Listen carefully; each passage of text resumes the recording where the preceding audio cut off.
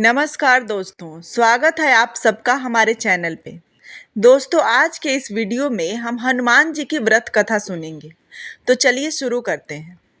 प्राचीन समय में कुंडलपुर नामक एक नगर था। उसमें नंदा नामक एक ब्राह्मण रहता था।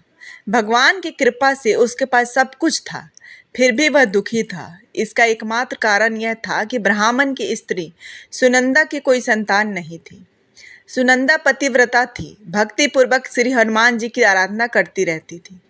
मंगलवार के दिन व्रत करके अंत में भोजन बनाकर हनुमान जी का भोग लगाने के बाद स्वयं भोजन करती थी। एक बार मंगलवार के दिन ब्राह्मणी गृह कार्य की अधिकता के कारण हनुमान जी का भोग न लगा सकी, तो इस पर उसे बहुत दुख हुआ। उसने कुछ भी नहीं खाया और अपने मन में प्रण कर लिया कि अब तो अगले मंगलवार को ही हनुमान जी का भोग लगाकर अंजल ग्रहण करूंगी। ब्राह्मणी सुनंदा प्रतिदिन भोजन बनाती, श्रद्धापूर्वक पति को खिलाती, परंतु स्वयं भोजन नहीं करती और मन ही मन श्री हनुमान जी की आराधना करती थी। इसी प्रकार 6 दिन गुजर गए और ब्राह्मणी सुनंदा अपने निश्चय के अनुसार भूखी प्यासी निराहार रही। अगले मंगलवार को ब्राह्मणी सुनंदा प्रातः काल ही बेहोश होकर गिर पड़ी। ब्राह्मणी सुनंदा की इस असीम भक्ति के प्रभाव से श्री हनुमान जी बहुत प्रसन्न हुए और प्रकट होकर बोले कि सुनंदा, मैं तेरी भक्ति से बहुत प्रसन्न हूँ, तो उठ और वर मांग। सुनंदा अपने आराध्य देव श्री हनुमान जी को देखकर आनंद की अधिकता से बेवल होकर श्री हनुमान जी के चरणों में गिरकर बोली, हे प्रभु, मेरी कोई संतान नहीं है, कृपा करके मुझे संतान प्राप्ति का वरदान दे। आपकी अति कृपा होगी। श्री महावीर जी बोले कि तेरी इच्छा पूर्ण होगी। तेरे यहाँ एक कन्या पैदा होगी, उसके अष्टांग प्रतिदिन सोना दिया करेंगे। इस प्रकार कहकर श्री महावीर जी अंतर्ध्यान हो गए। ब्राह्मणी सुनंदा बहुत हर्षित हुई और अब सभी समाचार अपने पति से कहा। ब्राह्मण देव कन्या का वरदान सुनकर कुछ दुखी हुए, परंतु सोना मिलने की बात सुनी तो बहुत प्रसन्न हुए और विचार किया कि ऐसी कन्या के साथ मेरी निर्धनता भी समाप्त हो जाएगी। श्री हनुमान जी की कृपा से वह ब्राह्मणी गर्भवती हुई और 10वें महीने में उसे बहुत सुंदर पुत्री प्राप्त हुई। यह बच्ची अपने पिता के घर में ठीक उसी तरह बढ़ने लगी जिस प्रकार शुक्ल पक्ष का चंद्रमा बढ़ता है। 10वें दिन ब्राह्मण ने उस बालिका का नामकरण संस्कार कराया, तो उसके कुल पुरोहित ने उस बालिका का नाम रत्नावली रखा, क्योंकि यह सोना दिया करती थी। इस कन्या ने पूर्व जन्म में बड़े ही विधि विधान से मंगल देव का व्रत किया था। रत्नावली का अष्टांग बहुत सा सोना देता था। उस सोने से नंदा ब्राह्मण बहुत ही धनवान हो गया। अब ब्राह्मणी भी बहुत अभिमान करने लगी थी। समय बीतता रहा। अब रत्नावली 10 वर्ष की हो चुकी थी। एक दिन जब नंदा ब्राह्मण प्रसन्नचित था, तब सुनंदा ने अपने पति से कहा कि मेरी पुत्री रत्नावली विवाह के योग्य हो गई है, अतः आप कोई सुंदर तथा योग्य वर देखकर इसका विवाह कर दें। यह सुनकर ब्राह्मण बोला, अभी तो रत्नावली बहुत छोटी है। तब ब्राह्मणी बोली कि शास्त्रों की आज्ञा है कि 8वें वर्ष में गौरी, 9 वर्ष में रोहिणी, 10वें वर्ष में कन्या, इसके पश्चात रजस्वला संज्ञा हो जाती है। गौरी के दान से पाताल लोक की प्राप्ति होती है, रोहिणी के दान से बैकुंठ लोक की प्राप्ति होती है, कन्या के दान से इंद्र लोक में सुखों की प्राप्ति होती है। अगर हे पति देव, रजस्वला का दान किया जाता है तो घोर नरक की प्राप्ति होती है। इस पर ब्राह्मण बोला कि अभी तो रत्नावली मात्र 10 ही वर्ष की है और मैंने तो 16-16 साल की कन्याओं के विवाह कराए हैं, अभी जल्दी क्या है। तब ब्राह्मणी सुनंदा बोली कि आपको तो लोभ अधिक हो गया है। शास्त्रों में कहा गया है कि माता पिता और बड़ा भाई रजस्वला कन्या को देखते हैं तो वह अवश्य ही नरकगामी होते हैं। तब ब्राह्मण बोला कि अच्छी बात है, कल मैं अवश्य योग्य वर की तलाश में अपना दूत भेजूंगा। दूसरे दिन ब्राह्मण ने अपने दूत को बुलाया और आज्ञा दी कि जैसी मेरी सुंदर कन्या है, वैसा ही सुंदर वर उसके लिए तलाश करो। दूत अपने स्वामी की आज्ञा पाकर निकल पड़ा। पंपई नगर में उसने एक सुंदर लड़के को देखा। यह बालक एक ब्राह्मण परिवार का बहुत गुणवान पुत्र था। इसका नाम सोमेश्वर था। दूत ने इस सुंदर व गुणवान ब्राह्मण पुत्र के बारे में अपने स्वामी को पूर्ण विवरण दिया। ब्राह्मण नंदा को भी सोमेश्वर अच्छा लगा और फिर शुभ मुहूर्त में विधि पूर्वक कन्यादान करके ब्राह्मण ब्राह्मणी संतुष्ट हुए।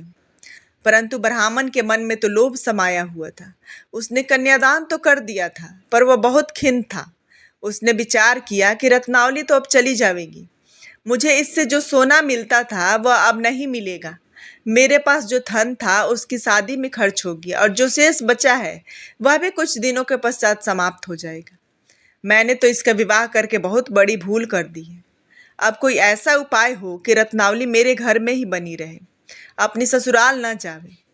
लोभ रूपी राक्षस ब्राह्मण के मस्तिष्क पर छाता जा रहा था। रात भर अपनी बिस्तर पर बेचैनी से करवटें बदलते बदलते उसने एक बहुत ही क्रूर निर्णय लिया।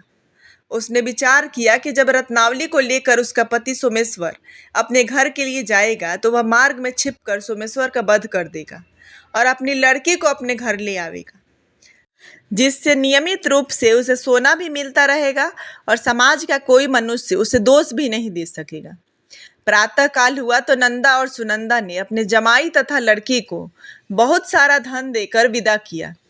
सोमेश्वर अपनी पत्नी रत्नावली को लेकर ससुराल से अपने घर की तरफ चल दिया। ब्राह्मण नंदा महालोभ के वशीभूत हो अपनी मति खो चुका था। पाप पे पुण्य का उसे विचार न रहा था। अपने भयानक व क्रूर निर्णय को कार्य रूप देने के लिए उसने अपने दूत को मार्ग में अपने जमाई का वध करने के लिए भेज दिया था, ताकि रत्नावली से प्राप्त होने वाला सोना उसे हमेशा मिलता रहे और वो कभी निर्धन ना हो। ब्राह्मण के दूत ने अपने स्वामी की आज्ञा का पालन करते हुए उसके जमाई सोमेश्वर का मार्ग में ही वध कर दिया। समाचार प्राप्त कर ब्राह्मण नंदा मार्ग में पहुंचा और रुदन करती अपनी पुत्री रत्नावली से बोला कि हे पुत्री, मार्ग में लुटेरों ने तेरे पति का वध कर दिया है। अब तू घर चल। भगवान की इच्छा के आगे किसी का कोई वश नहीं चलता। वहां पर ही रहकर शेष जीवन व्यतीत करना। जो भाग्य में लिखा है वही होगा, इसमें किसी का कोई वश नहीं है। अपने पति की अकाल मृत्यु से रत्नावली बहुत दुखी हुई। करुण क्रदन व रुदन करते हुए अपने पिता से बोली कि हे पिताजी, इस संसार में जिस स्त्री का पति नहीं है उसका जीना व्यर्थ है। मैं अपने पति के साथ ही अपने शरीर को जला दूंगी और सती होकर अपने इस जन्म को माता पिता के नाम को तथा सास ससुर के यश को सार्थक करूंगी, परंतु लौटकर घर नहीं जाऊंगी। ब्राह्मण नंदा अपनी पुत्री रत्नावली के वचनों को सुनकर बहुत दुखी हुआ। विचार करने लगा कि मैंने व्यर्थ ही जमाई वध का पाप अपने सिर लिया। रत्नावली तो उसके पीछे अपने प्राण तक देने को तैयार है। मेरा तो दोनों तरफ से मरण हो गया। धन तो अब मिलेगा नहीं, जमाई वध के पाप के फलस्वरूप यम यातना भी भुगतनी पड़ेगी। यह सोचकर वह बहुत खिन्न हुआ। सोमेश्वर की चिता बनाई गई। रत्नावली सती होने की इच्छा से अपने पति का सिर अपनी गोद में रखकर चिता पर बैठ गई।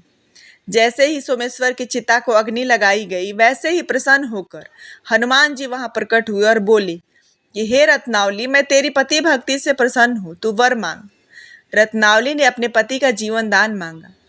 तब हनुमान जी बोले कि रत्नावली, तेरा पति अजर अमर है, यह महाविद्वान भी होगा और इसके अतिरिक्त तेरी जो इच्छा हो वह वर मांग।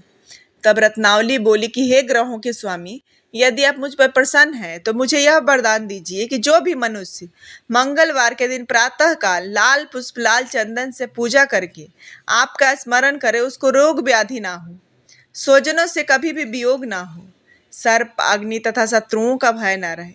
जो स्त्री मंगलवार का व्रत करे वह कभी विधवा ना हो, अनेक पुत्र और पौत्रों की प्राप्ति हो।